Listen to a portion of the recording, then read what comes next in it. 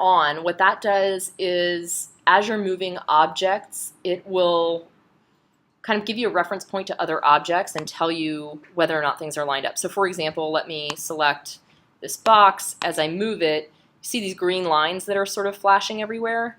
That's telling me that it's aligned with something or another. So like if I move it over here, you can see now the left-hand side of my blue and orange box is aligned to the left-hand side of the raw attenuation curve.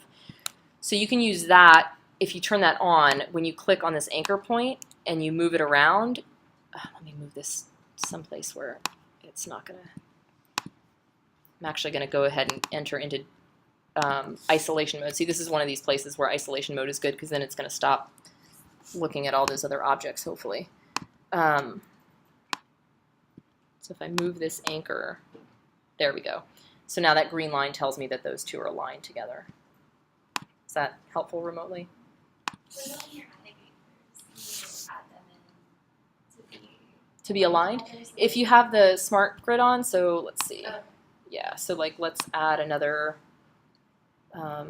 thing here. You see how that green line showed up? So I know that those are all on the same line. And you can always use the shift key to constrain to stay on the same vertical or horizontal, or 45 degree.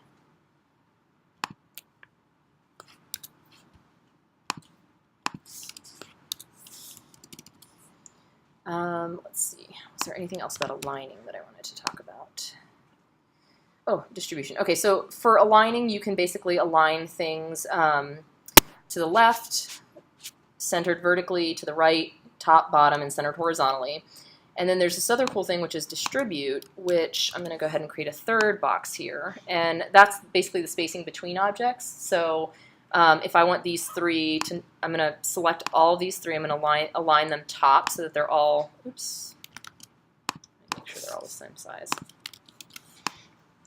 I'm going to select all of them. I'm going to tell the computer that I want them to align to this object, and I'm going to align them all top. Now, I really want these spaces in between them to be even. So if I go here and I align vertically, or distribute vertically, of course it's not.